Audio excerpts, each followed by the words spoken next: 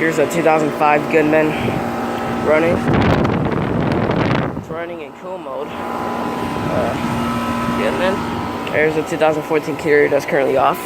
This guy's a straight cool unit. I filmed this yesterday, but I haven't filmed the Goodman running.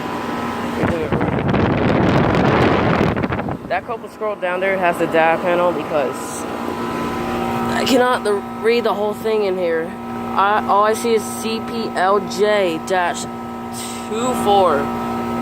No, it just says 30, so that means it's a 2.5 ton, 45 week of 2005. But I still cannot read the whole thing. I don't know how. It's got a condensation drip right here. It's hidden.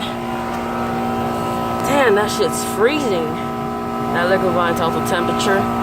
So that means it's got like R22. I can still make it out right there. Model number is CPLJ-301E. I cannot read the serial number, but the serial number is on the Copa scroll. And the serial number from the carrier is 2714X68936. Model number CA13NA030-A. That's got R410A. It says it right there. Hold on, let me focus that camera. There it goes. R410A, manufactured in the 27 week of 2014. This is a manufactured in the 45 week of 2005. Got GE fan, motor. Let's just shut it off. Oh, the carrier is gonna start up next. Serial number from that Copeland scroll is 05E97. Oh, it's from the 50th week of 2005, so I was wrong. That panel says it right there.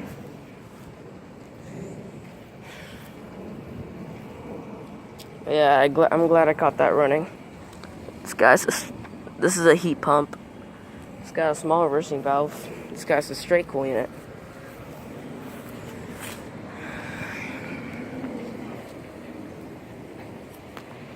And